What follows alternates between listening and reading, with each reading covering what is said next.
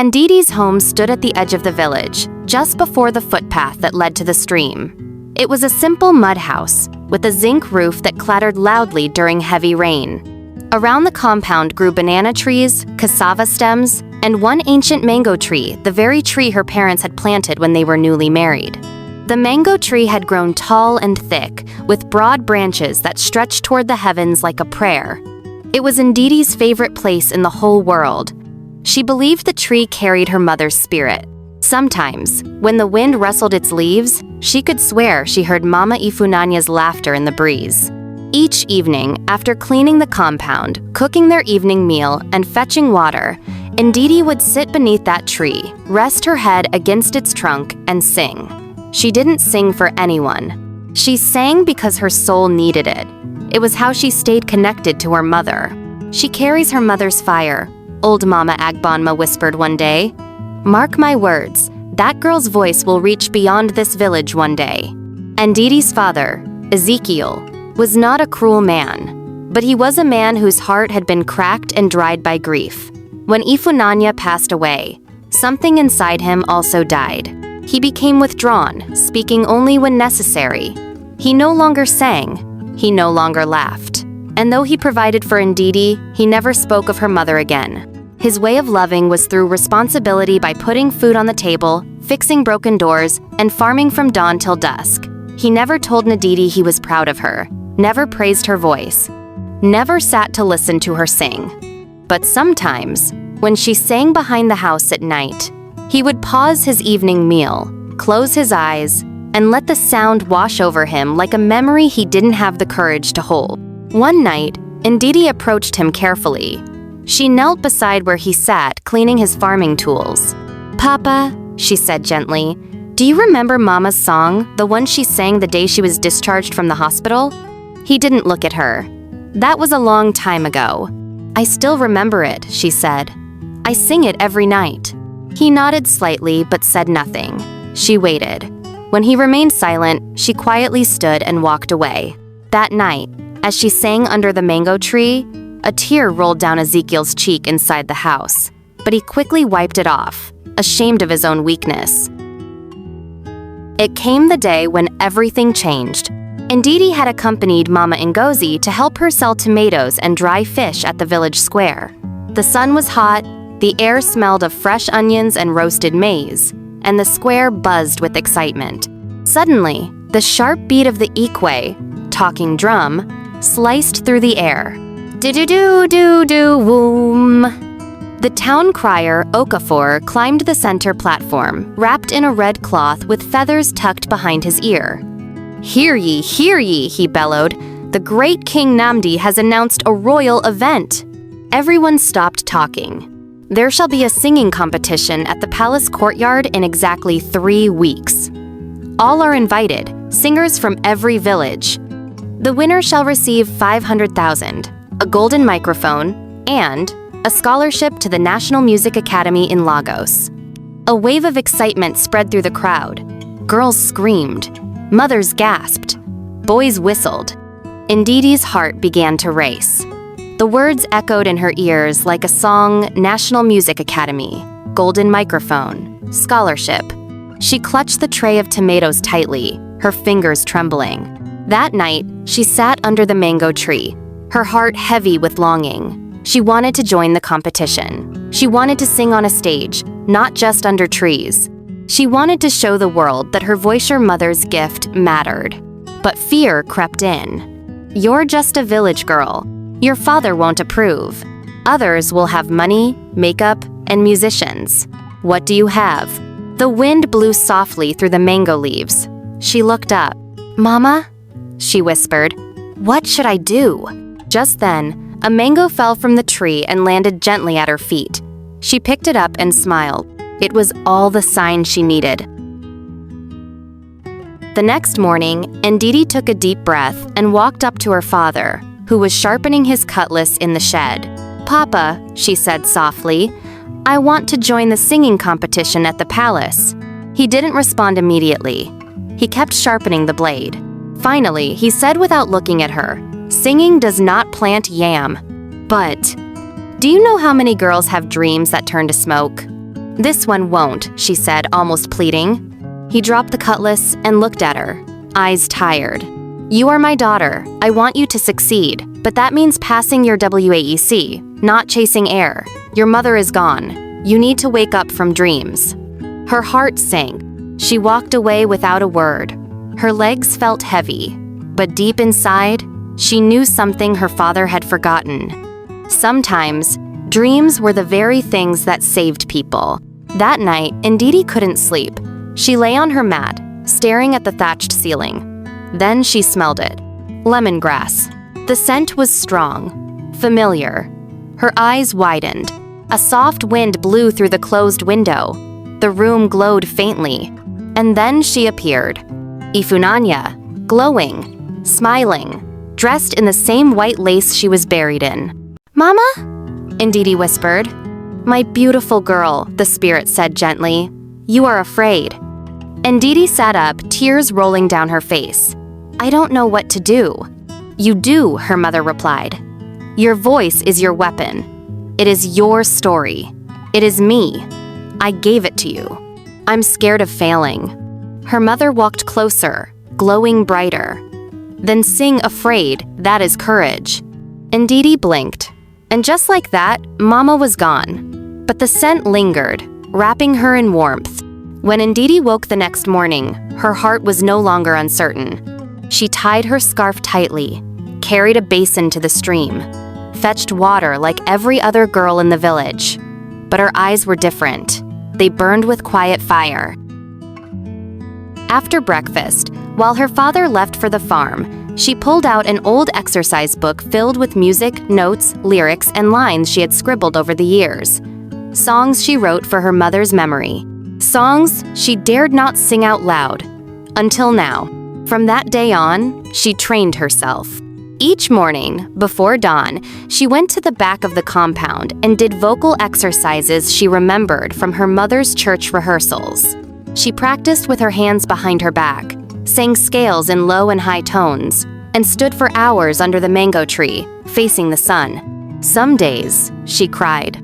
Not because of pain, but because the memories came rushing in her mother placing a hand on her chest, saying, "Your voice must come from here, Ndidi, not from your throat, from your heart." She heard that voice every day. One afternoon, as she practiced behind the house, a familiar voice called out from the fence. "Ndidi, na yude sing like that?" She turned. It was Ibuka, her childhood friend who had moved away to live with his uncle in Onitsha. "Ibuka!" she cried, smiling. "When did you come back?" "Yesterday. I just returned for holidays." "But weight of your voice don't change. C is a sweet." They sat under the mango tree, catching up. Ibuka had grown taller, his voice deeper, and he now wore glasses.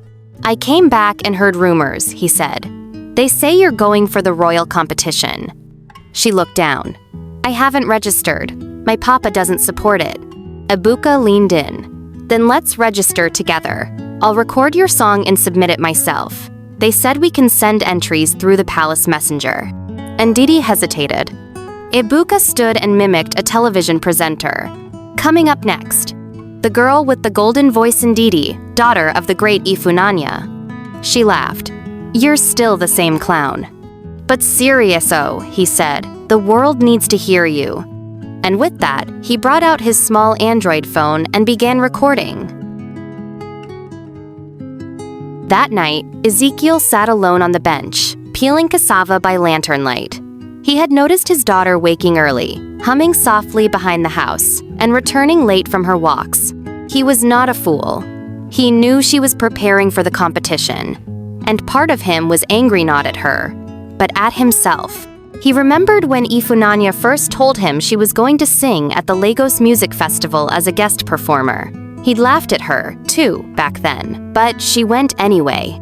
And when she returned with a certificate and standing ovation, he had been the proudest man in the village, though he never told her. Now her daughter stood in her place, chasing the same light. And he was repeating history. He put down the cassava, sighed deeply, and muttered, "Please, Ifunanya, guide her." 3 days later, The list of approved contestants was posted outside the village town hall. Dozens gathered, craning their necks, pointing at names. Look, Amarachi from NRI is there. See Azin from Aka. Then, Nadi Ezekiel, Umuaka. Her hands trembled. Ibuka jumped. You made it! She stood frozen. One part of her wanted to scream with joy. The other part whispered, what if I fail? Ibuka squeezed her hand. You've already won by stepping forward. The rest is just performance. Please subscribe to Afro Gen Z to stay updated on our latest stories. The next 2 weeks passed like a blur. Ndidi rehearsed every single day.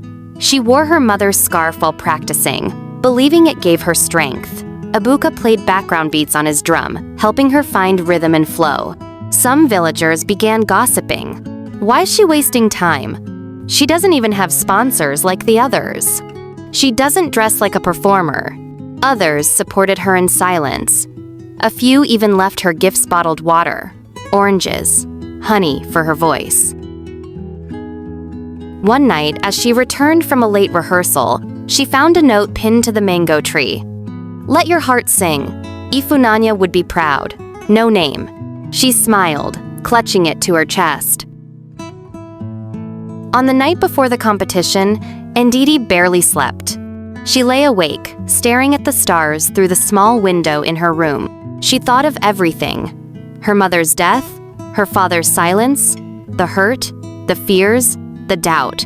But then she remembered Mama's voice. Ndidi, your song is more than music. It is memory, it is medicine, it is who you are. She sat up, opened her mother's old wrapper, and tied it tightly across her shoulder. Tomorrow, she would not just sing, she would honor. The palace was grander than she had imagined. Decorated with silk cloths, flowers, carved totems, and golden curtains, it looked like something from a folk tale. Drummers played near the gates, dancers welcomed guests, and stalls lined the paths offering coconut drinks and meat pies. Ndidi stood quietly in her corner, surrounded by girls in glamorous gowns, full makeup, and backup dancers. Some looked at her and chuckled.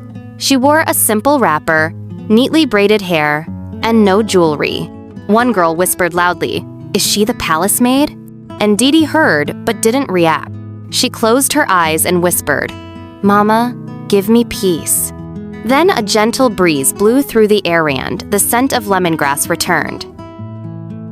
When her name was called, Ndidi stepped onto the stage. The crowd was loud, chatting. The king sat with the queen and elders, looking unimpressed. Children played on the side. She stood alone. No drums, no dancers, just her voice. She opened her mouth and began to sing. At first, people didn't notice. But then, silence began to spread, slowly, like dawn. Her voice rose clear, powerful, soft, but deep. She sang the song her mother had composed while battling illness, a song of sorrow and strength, a song of holding on when hope feels far. By the time she reached the second verse, even the king leaned forward. Tears ran down Queen Igioma's cheek. A baby stopped crying.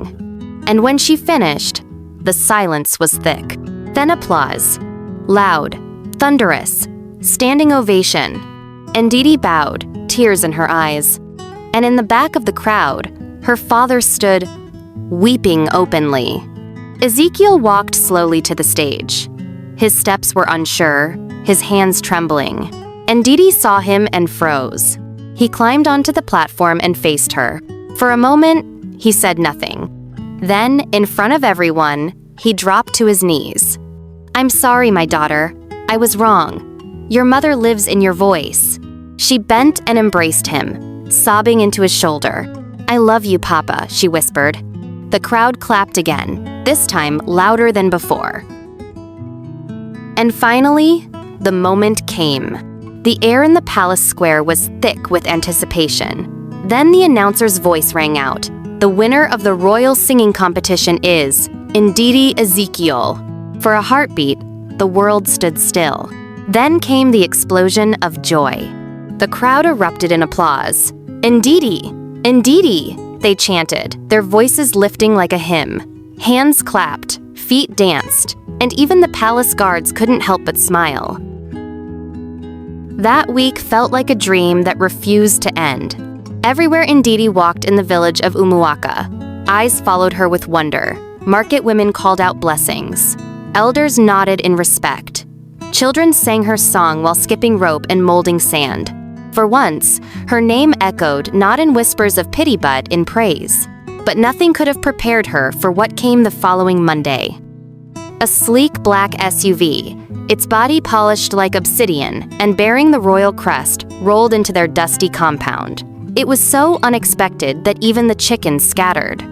Two palace officials stepped out, dressed in crisp uniforms with golden embroidery. With them, they carried a letter sealed with wax and stamped with the emblem of Queen Ijeoma. They handed it to Ezekiel, who unfolded it carefully like a sacred scroll. The words shimmered in gold ink. To Nadi Ezekiel, you have been granted full admission into the National Music Academy in Lagos. Your tuition, accommodation, and transportation will be fully sponsored by the royal household. You are expected to resume in 2 weeks. May your voice rise like the morning sun. Ndidi stared at the letter, her hands trembling. Lagos? She whispered, hardly believing it. Me?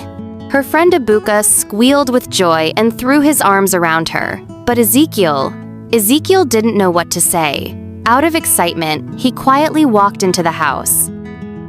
Moments later, he emerged holding a dusty brown traveling bag worn at the edges, yet still firm. Your mother used this, he said, his voice soft and full of memories, when she traveled to Lagos to sing many years ago. Then he placed the bag gently in her hands. It's yours now. Ndidi pressed it to her chest, and the tears flowed freely. Days later, she boarded the bus to Lagos. The city hit her like a storm cloud, fast, overflowing with movement. Cars honked without reason. Skyscrapers reached for the heavens. The streets pulsed with languages she didn't understand, faces she'd never seen, and a pace of life that made her dizzy. But she carried something powerful inside her. A story. A song. She called it Mama's Voice. It told of a young girl who lost her mother, and in the echo of that loss, found something beautiful, her own voice. It sang of grief that shaped her, of nights spent weeping under mango trees, of whispers from the past that turned into melodies of hope. She laced it with soft village drums, a wooden flute, and gentle hums just like the church choir her mother once led. The first time it played in class, there was silence, then tears. Even Ben, the most boastful student in the academy, stood up slowly and said, "That song, it felt like home." What Ndidi didn't know was that her instructor, Mr. Callistus, had quietly uploaded the track on YouTube and tagged the Academy's official page. Within 48 hours, it spread like wildfire. Comments poured in. I don't know this girl, but her voice healed me today. It sounds like someone poured heaven into a melody. Where is she from? I want to visit her village. Soon, radio stations picked up the song. By the second week, a rising music label reached out to her with a huge recording deal. For Ndidi, it was truly a dream come true, from singing beneath a humble mango tree in her village to rising as a shining star on the big stage. 2 years later, Ndidi stood beneath the shimmering lights of Eco Hotel and Suites. It was the grand finale of the African Women in Music Awards.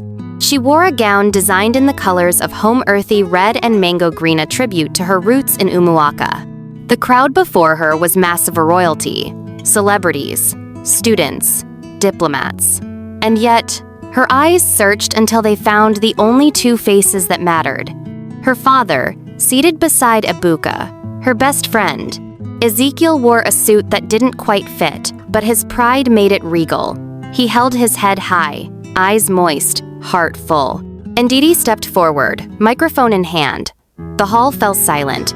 She took a deep breath, then spoke. This song is not just for my mother. It is for every girl who has been told her voice is too small, her dream too foolish, her spirit too much. This is for every girl with a song in her heart, waiting to be heard. And then she began to sing. Her voice rose like the wind in the trees, gentle yet mighty. It carried stories, carried pain, carried light. By the time she finished, people stood. Some cried. All clapped. Because in that moment, they weren't just hearing music. They were hearing home. Moments later, she was announced as the Best Female Artist of the Year. It was a moment of triumphant reward for her passion, her relentless hard work, and her unwavering dedication. Her music had not only inspired millions, but had also breathed new life into her family. Through her voice, she brought hope, healing, and a new beginning. Her success became the answer to years of struggle, finally lifting her father out of hardship and turning their tears into joy. Thanks for watching. Please encourage us by subscribing, liking, and commenting, because Afro Gen Z is here to give you thrilling, heartwarming, and mind-blowing stories. Bye for now. See you in the next video.